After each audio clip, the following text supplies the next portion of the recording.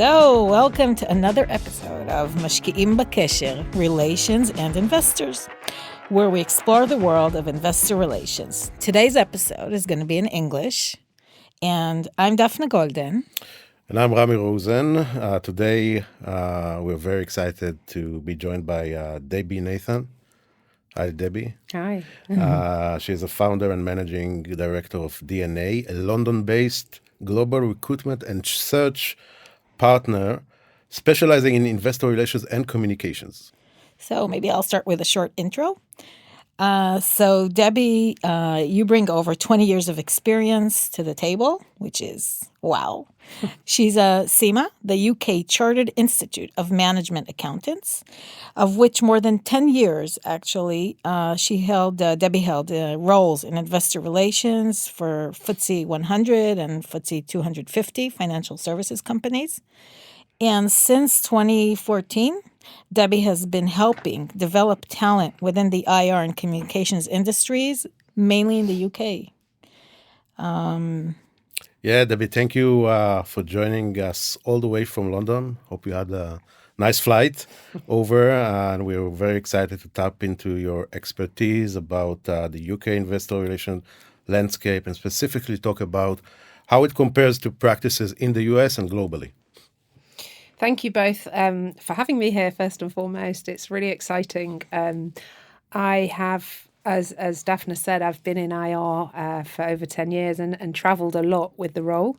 I've been to lots of fabulous places, but coming to Israel for a work trip probably tops it all. So, Debbie, thank you again for being here with us today. Let's maybe deep dive and kick it off by talking about IR career paths. So in the UK market, okay, let's focus on the UK market. What's the typical background of someone entering investor relations? Before I hand it over to you, if we look at Israel, where we're based, then we've been seeing an evolving market from ex-Markham to finance-related backgrounds, mostly. Yep.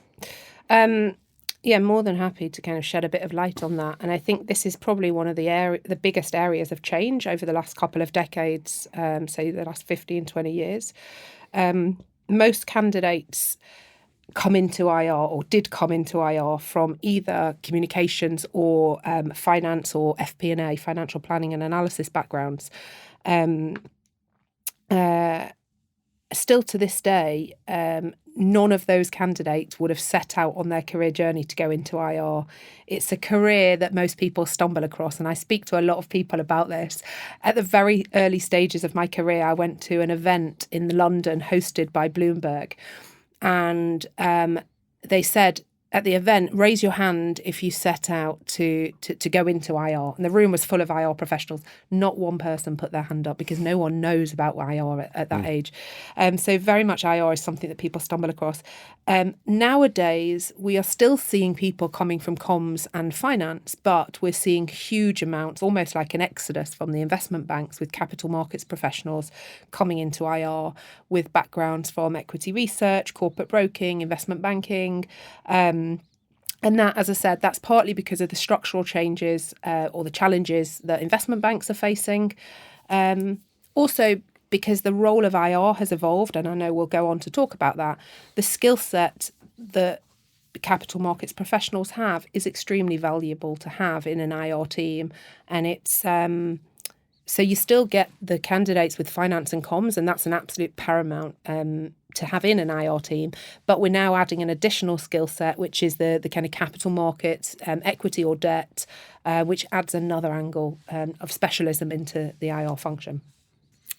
So let's talk about maybe the structure of IR teams in the UK.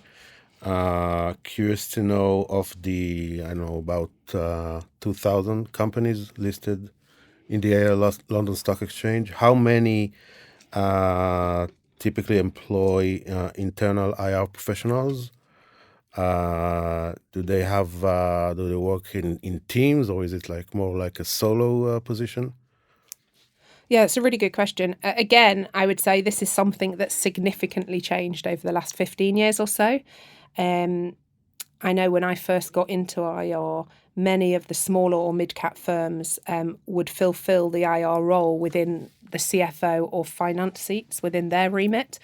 That would be seen as more of a regulatory reporting kind of role, and very passive engagement or kind of reactive engagement with the market.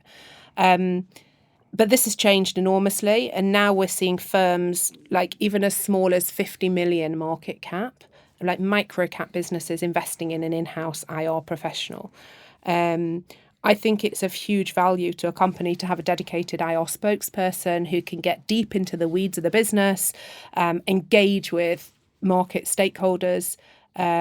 If you do outsource the function, it's hard for external advisors to get that deep when they're covering many companies at the same time.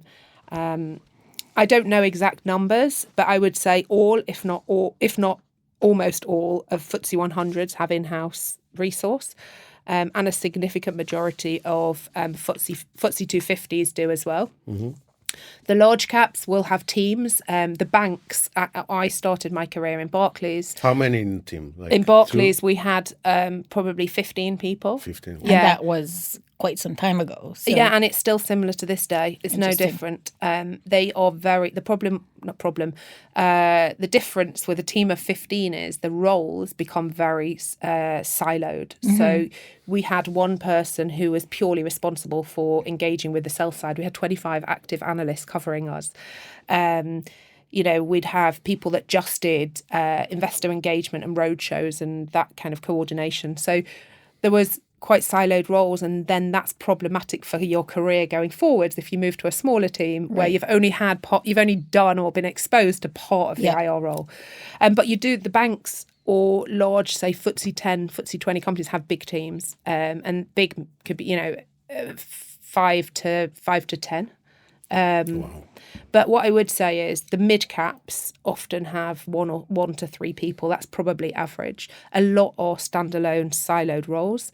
It just depends on many factors, but I would say most notably how proactive they are with their IR program, the size of the free float, the experience of the management, have management, CEO, CFO come from a capital markets background or not, and how much comms and ESG they manage within the IR function. So IR sometimes has responsibility for PR, for comms, and ESG reporting, and therefore they'll need to build the team up to allow for that, if that makes sense. Yeah. So before I ask another question, I'd like to maybe share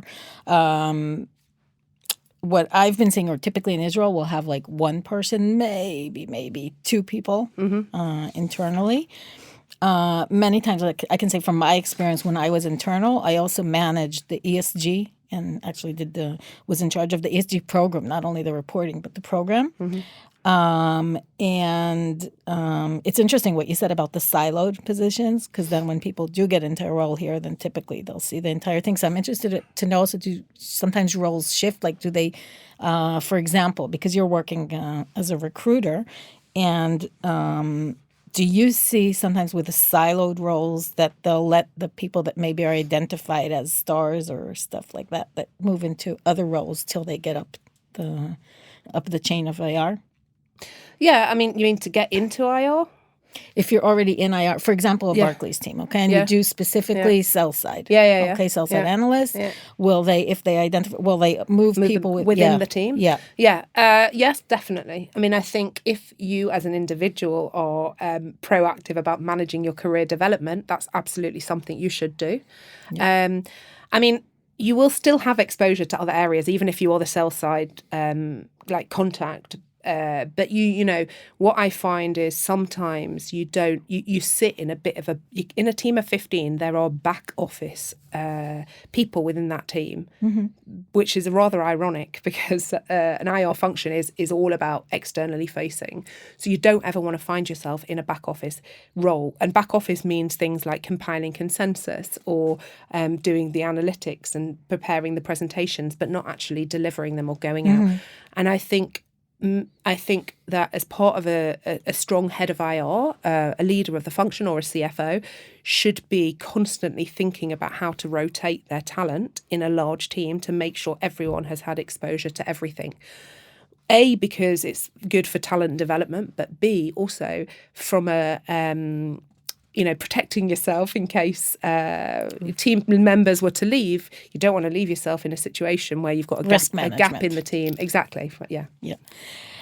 So we talked about the larger companies and touched some of the smaller ones, but if we talk specifically about companies traded on the A market, which is typically the smaller companies, or so A, for people that don't know what it stands for, is alternative investment, the alternative investment market.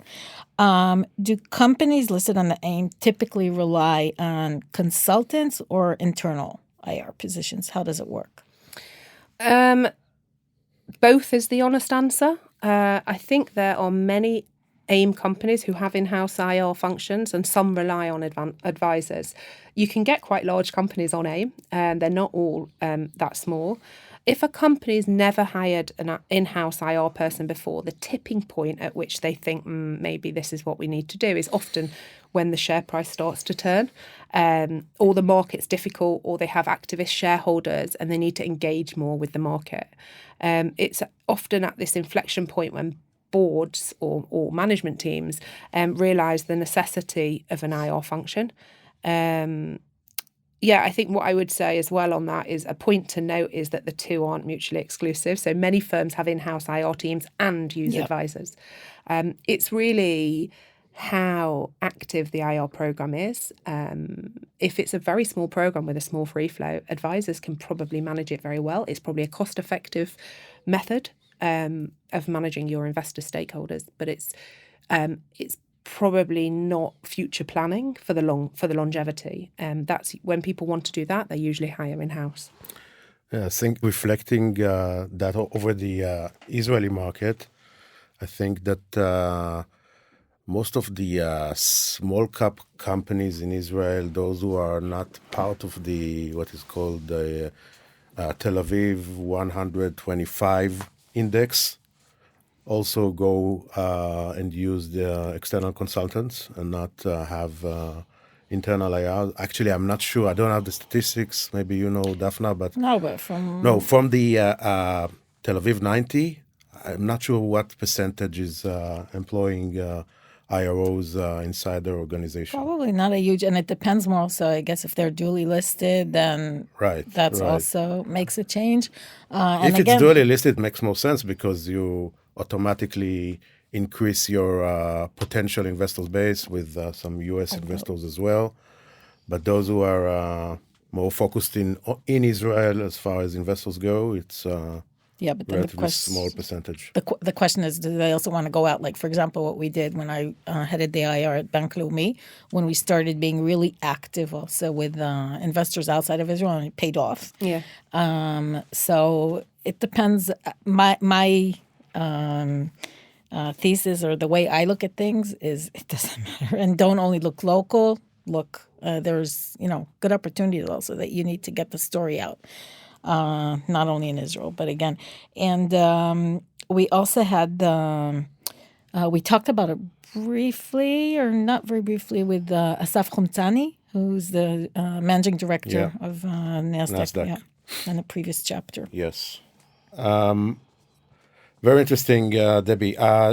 In your experience, how does the role of an IRO, an IR professional in the UK, differ from their counterparts in the US? Do you see significant differences in responsibilities, reporting structures, skill sets required, etc.?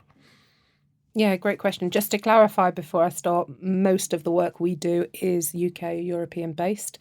And we don't do much in the US, but obviously it's an industry I've been in and I'm aware of.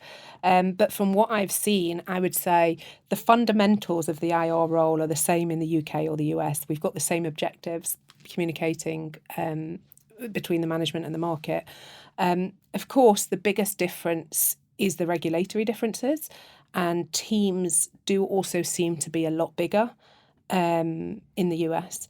So in the UK, we have corporate brokers who act as advisors. They sit within the investment banks, and in other parts of the world where this model isn't used, I think IR teams are probably bigger to take on some of the role that maybe a corporate broker would be doing in the UK. I know the US has probably more detailed financial reporting, whereas the reporting in the UK is probably more narrative reporting and ESG. Is it twice a year instead of 4? Or yeah, it's like every 6 months the reporting? Correct, but some do quarterly as well. Quarterly? Yeah. I think also, as I was going to say, US mostly do quarterly earnings calls, and the US companies are more likely to have, I guess, more diverse registers. So perhaps travel is a greater focus. Interestingly, though, I think that from what I've heard and seen, the US probably make use of more virtual meetings and digital tools for investor engagement. And maybe the UK is a bit more reliant on in-person.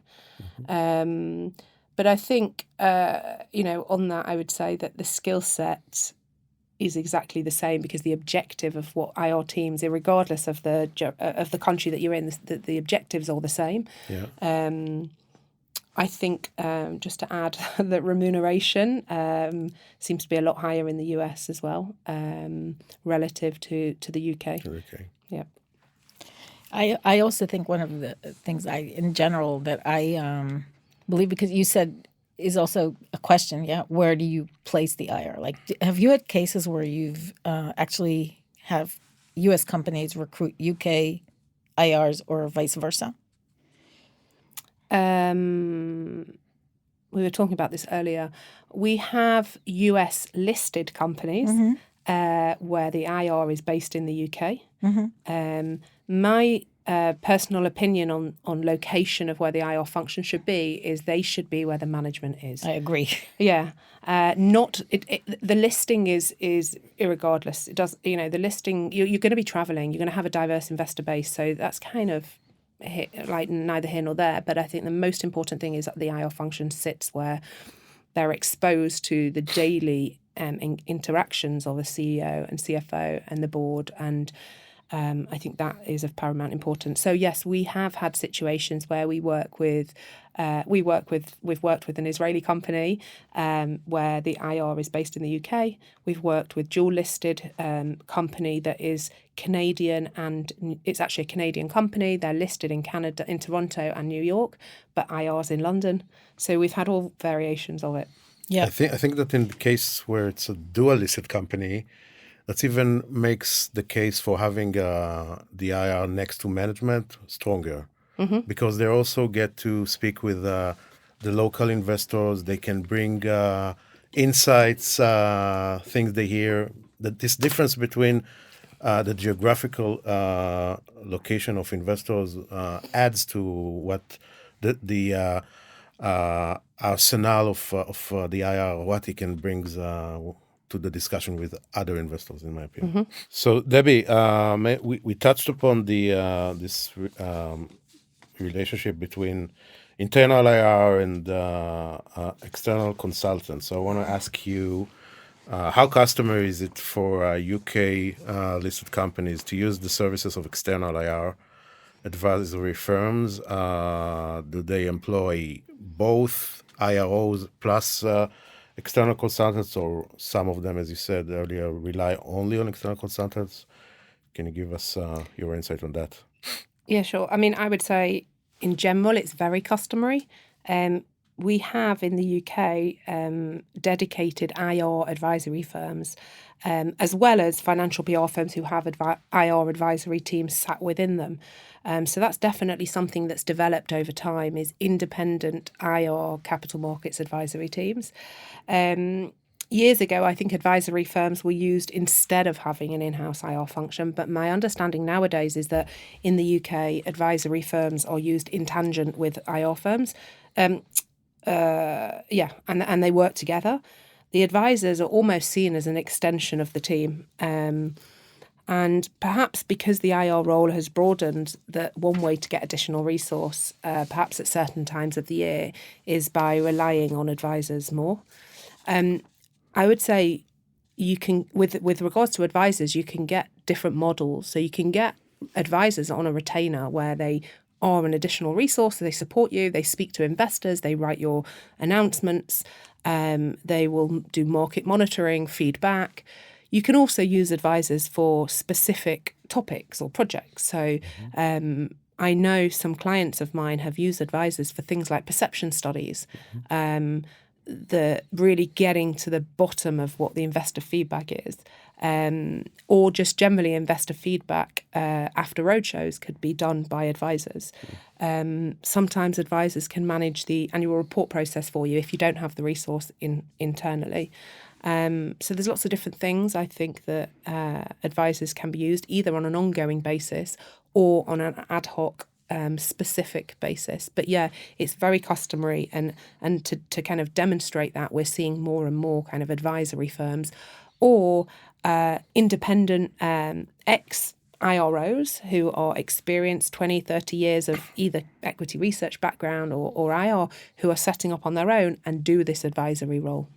So it's like as if I ordered the answer, because if I'm one of those IROs with 20 to 25, I'd say, years of experience. And actually, if I go back and look at what I'm doing today, because actually it was sort of like a dream that I had when I started the career and sort of coming to and put it into action over the past year or so, is basically I feel, or one of the things I believe is actually also that the market, like executive level, is lacking in some companies. Is lacking the experience of actually being doing IR or understanding IR and communicating with the market, even to the highest level, starting from the board to the CEOs to the CFOs. So what I'm doing is also educating, like I have a dual model, educating some teams and helping them actually get hands-on so they can go and, do things on their own, including down to the IR team. So, for example, financial experts in the company, or also doing what you just said, like with smaller companies, like doing like being the external, I'd say semi-external, internal, like. So that's something also that I felt was really missing here in the Israeli market, is really, getting the notion and the importance of IR and doing it right. I have a question actually about the boards. What do you see? I think it's fascinating, the relationship between boards of directors and IR, understanding and seeing how it's working in the UK. I've seen it go in some cases also with experience of presenting either specific items or if there's specific challenges or times to the board, or advising on when starting, like a company moves from a private to a public company, talking about the plan and what it's all about. What do you see in the UK with UK companies? Compared to the US, maybe it's interesting. So I would say the IR role in the UK and obviously the US are both the same and serve the same purpose. So they advise the board on market matters and act as a liaison with the market. The ways in which they do this may differ, and that's primarily due to governance structures, regulatory environments, and kind of, I guess, cultural norms as well. From what I understand, boards in the UK may be more directly involved in shareholder engagement. And with boards in the UK, they're made up of executives and non-executive directors, what we call NEDs. And so in the US, there's less direct board involvement with shareholders and less for maybe critical issues such as activism or, if there's fundraising. We have the Corporate Governance Code in the UK, and that code, which we abide by, explicitly encourages NEDs, the non-executive directors, to meet with major shareholders. So IR gets involved in that in terms of helping to facilitate it, but also helping to prep the NEDs ahead of these meetings. Interesting. So I think that if I think back to my days in IR, our chairman would go out, usually pre-AGM, but our chairman would go out and meet investors, but we would do a lot of the background work for it, prepare him, and also often attend the meeting if the investors were okay with that. I think in the US, shareholder engagement is more management C-suite led than the board, because the SEC rules don't require the same level of direct board investor interaction as the UK rules. I can add from my own experience. I used to work for a company called Perion, which is a dual-listed company. Every quarter, in every board meeting, I had my own 30 minutes IR review session given to the board members.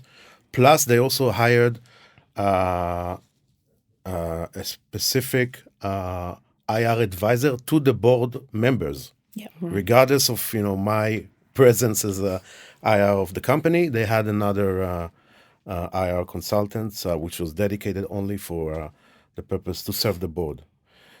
Very interesting. Now, just another question that I find interesting is when you in the UK market, how does the workload of investors meeting, attending conferences, the split between the CEO, CFO, and IRO goes? Is, for example, investor conferences, it's mostly the CEO who meets with investors and present the company story, or is it more the CFO/IRO's role? How does it work? Yeah, good question. I think in answer to that, it's probably important to say that there's not one model or consensus with anything to do with IR. And I had only worked in financial services and obviously in FTSE listed companies. So I didn't know that until I got onto the recruitment side. And I've seen everything done differently, slice and dice in all different aspects. So every team looks different, every IR program's different. So each company will likely do what works best for them, perhaps based on prior capital markets experience of the CEO or CFO and the experience size of the IR team. It's probably more typical in the UK that the CEO will do the top 10, 15 shareholder meetings around the results periods and dedicated roadshows. The IR will do a lot of meetings on their own, particularly kind of like introductory meetings with new investors. So they're able to bring them up to speed with the history of the company and where the strategy is, so that when that investor then meets the CFO, they're talking more higher level about future growth and the longer term strategic direction. Conferences are usually a mix between CEO and CFO or IR. In the UK, we find that IR-only roadshows and investor meetings are popular, and I would say like a good use of time in geographies that are generally quite fragmented and time-consuming to meet. So Europe is very fragmented. The US, parts of the US, you've got really high-profile investors, but in quite sporadic locations. All over. Exactly. So it's very time consuming. So I know that IR will do a lot of that. In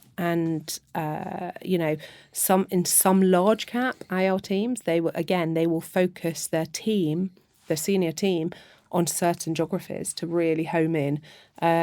Some investors or some pools of capital are I remember someone used to say to me, like, Canada, you've got to keep on chipping away. You've got to keep on going, and you might not see any investment for 4, 5, 6 times. So that takes up a lot of someone's time. Yeah, I think the statistics are really somewhere in between 4 to 6 times, again, on average, before meetings turn into an investor buying stock on the market. I'd like to actually talk about higher education. Do you see in the UK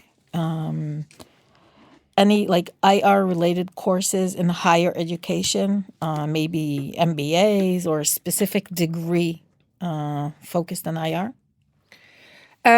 It would be lovely if I could say yes, but there aren't any that I know of, other than the ones provided by the UK IR Society. So I don't think there's any university courses or MBAs or anything like that. For those that don't know, the UK IR Society does a brilliant job from its educational platform, and it offers lots of different courses to strengthen professional skills in key areas. And these courses range from like introduction to IR and capital markets for beginners, so people who are looking to move into IR, or IR regulation and compliance courses. They even do a course on investor targeting. They do have some specialist courses on things like valuations and modelling and debt IR. So if someone's relatively new into IR, I always recommend that those courses are great to get you up to speed. With regards to qualifications, they offer two. You might have heard of them. The certificate in IR, we call it the CIR, which is fairly widely recognised. That gives a great overview of the IR role, and it can... if I get candidates looking to move into IR who haven't already been in IR, I always recommend that they do it, because what it does is in a market like we've got in the UK, which is very candidate heavy, it demonstrates sincerity about moving into IR and commitment that this is actually a role that you want, rather than I've just been made redundant, need to find a job, IR might be something. So actually, if you commit to doing a course, it shows that you're serious about IR. The second qualification that the IR Society in the UK does is the diploma, and this is more for senior level. It's a more senior level qualification, and it's helping kind of senior IROs become leaders in the profession. And they're both quite well regarded, quite well recognised, and more candidates are going through it. The only other thing to add really is that we see some candidates who also do the CFAs. I think it's a certification in ESG. It's an ESG qualification through the CFA. And again, that helps strengthen their skills in that area for their CV. So I think, first of all, in the U.S., I'm also, maybe I'm mistaken, but I'm not aware of such a specific. And then there's NERI, of course. Yep. I've attended also like part of the NERI SRT, the Senior Roundtable. So then they also have dedicated sessions and discussions and meetings, and obviously all the qualifications and courses of NERI. That's goes without saying. In Israel, actually, Rami started the Israeli IR Forums course. Again, it's like introductory.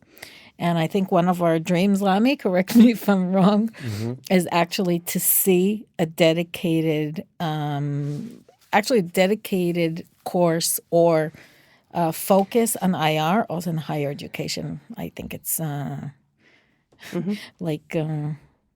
think it can make a lot of use. Exactly. I think that in our lectures, and Daphne mentioned this IR course that we're having. We just finished recently 10 class of that course. We do see the hunger for strategic knowledge, but the formal training is lacking here, and we'd love to develop such a curriculum in Israel, maybe also in partnership with UK institution. Is that something that you see potential in the UK market as well? Yeah, sounds interesting. But I love the idea. I think it sounds great. As you can probably tell by now, I am hugely passionate about the IR industry. I just think I'm really fortunate that I found it quite early on in my career. And as I mentioned earlier, most people who come into IR don't set off on a career path to go into IR. They don't know about it at university. It's just something they stumble across. In the UK, I think the great thing is that large corporates and the US as well is they offer graduate rotation program. So to get new graduates in, they have a graduate program. You can choose if you go on a finance or an HR or a marketing. But usually if you go on like a finance or related one, they'll rotate you into different parts of the business. And actually IR is becoming more and more a rotational part of that program. So they have access to IR fairly early on in their career. But from a corporate's perspective, these are fresh talent, fresh out of university. They're really mostly hungry, want to learn, and can be a great resource. So a lot of the clients of ours are fighting for this talent to get them into their department, even if it's just for 3 to 6 months. What's great is most people, once they've been in IR, generally love it. As many that I'm yet to find many that don't want to stay in it long term. The challenge that I have with courses and curriculums and programs is, this is just my personal opinion, I think the best way to learn is actually by being in the job itself. So you can teach the basics in these courses, but actually IR is a very hands-on and practical role, and no 2 days are the same. Exactly. So I think that, about it. yeah, exactly. You might go into work one day thinking you're going to start with do something, but actually your day can turn out very differently. So I think the best way to become an IR professional is by learning in the role and climbing the rankings from junior to senior. The privilege that you have in an IR role because of your proximity to the CEO, the CFO, the leadership of a business, you're sat in the back of a car. I remember thinking I was like early 20s in my career and I'm on a plane or I'm in the back of a car going to investor meetings with the people that are leading a multi-billion-pound company. Amazing. It's amazing, and you're hearing, that part. So I think the challenge from my perspective is just making more people aware of it as a career option and choice. So many people who fall into IR end up making it a career for life. So that's our job. That's my job, is making people aware. Mm-hmm. Debbie, we touched upon ESG briefly. If we look over, I'd say the past 2 decades. If I look at the past 2 decades, then we've all seen, I'd say, increasing focus on sustainability worldwide. How have you seen it affect IR roles? I'm talking about the UK specifically. Are you seeing new specialized positions? Again, we touched it, briefly, but if you could elaborate on that. Yeah, sure. In my opinion, the focus on ESG has been an enabler to broaden the role of IR, moving from purely a financial and strategic performance communicator to now including all ESG matters as well. That's a great thing for IR. This has impacted IR roles because the IR team now have a disclosure requirement to communicate on companies' ESG strategy and performance metrics. And there's also some companies who've now got increased engagement with investors that focus on sustainable investing. I think whilst the external reporting requirements fall to IR, often the person accountable for ESG or sustainability will sit outside of the IR team, sometimes in communications or HR. Yes, to answer your question, more and more companies have now got dedicated resource responsible for developing the ESG strategy, data gathering and reporting. And I think candidates who have ESG experience or slightly higher profile in the rankings for getting new opportunities, it's a nice to have. We in every episode we talk about AI and Why? and all the technological changes that every industry undergoes. How do you see AI maybe changing the role of IRO or taking it to different places in the future? It's a good question. I mean, AI has been talked about so much everywhere. And in terms of it being a disruption to, well, not just to IR, but everyone's day-to-day job. It will obviously disseminate information quickly and widely, processing, large volumes of data and analysing it. I'm a little skeptical about some of the AI tools that claim to monitor investor sentiment from news flow and earnings calls and looking at body language and of management teams and reading into it. I don't think there's anything personally that can come close to face-to-face meetings and personal relationships. And a successful IR function relies on trust and strong relationships. And I just don't think that AI can take over that. It has the capability to change the role of the IROs, like it does to many other functions, through predictive analysis, ensuring regulatory compliance. But in my opinion, the softer skills in IR are what differentiates a high-performing team and candidate. You will always need those in IR. There's a huge personal element to the IR role, and that personally can't be replaced by AI. I think we're some way off, still many years, certainly in the UK, before it's going to severely impact. I haven't heard of anyone losing their job to an AI bot yet in IR. Yet. Yeah, exactly. Okay, I think we're really, really close to the end of today's episode. We have, at the end of every episode, we have what's called a golden tip. So this time, typically, or usually I'll be giving them, right, Ami? You are definitely golden. Yeah. Anyway, so I'll hand it over to you this time. So Debbie, what's your golden tip for those looking to enter the magical world of IR? And I can't also stress how it's a fascinating profession. Yeah, I mean, I could talk about IR for hours and hours. You can tell by now I'm really passionate about it. Yeah. I think it's the most fabulous career. The UK market at the moment is hugely oversupplied with candidates. If you're looking to move into IR in the UK, it's tough because it's so competitive. So what I say to everyone is identify your USP.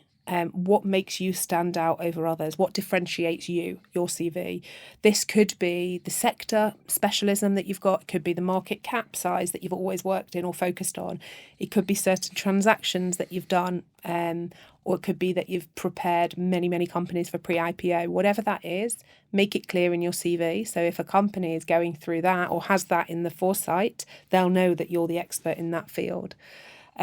Alternatively, often a lot of people focus in our world just on the UK, but actually if you look at other parts of the world, we were speaking about this earlier, they are much more underserved with IR candidates like Israel and lots of parts of Europe as well and other parts of the Middle East.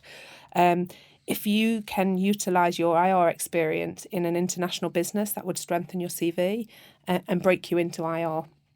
And finally, I think one thing that I keep banging home about is IR is as much about the softer skills as it is about technical skills. So we speak to a lot of capital markets professionals looking to get into IR. They may be the top ranking analyst in the surveys, but they still might not be that good in IR. And the reason being is, you can have a brilliant academic background and excellent market experience, but if you can't build trustworthy relationships, influence stakeholders, and thrive in communication, you're unlikely to succeed in IR. So really home in on those skills, the softer skills, and bring them out when you're meeting kind of CEOs, CFOs for interviews. Yeah, IR is really one of those unique professions that you need a whole. We talked about it in quite broadly in the first chapters of the first season. Mm-hmm. So Debbie, thank you. It was incredibly insightful, at least for me, Ami, for you as well. Of course, yes, definitely. And Debbie, to our listeners who might be interested in learning more about IR opportunities in the UK or connecting with you, could you remind them how they can reach you? Yeah, of course. actually, don't underestimate the power of LinkedIn as well. That should be a golden tip of mine. Make sure you're on LinkedIn. I'm on LinkedIn, Debbie Nathan. Feel free to reach out to me, or you can drop me an email, debbie@debbienathanassociates.com. And I also have a website, so lots of ways to contact me. And always happy to, even if you're not actively looking for a new job, you just want advice on the IR market in the UK, Europe, more than happy to chat. Great. So thank you again for joining us today. And to our listeners, a message to our listeners, don't forget to subscribe to משקיעים בקשר. And we have, the way we structure it is educational episodes, including conversation with leading IR-related executives and professionals, just like Debbie, from around the world. So thank you. Thank you. Thank Thank you you. very much, Debbie. Thank you.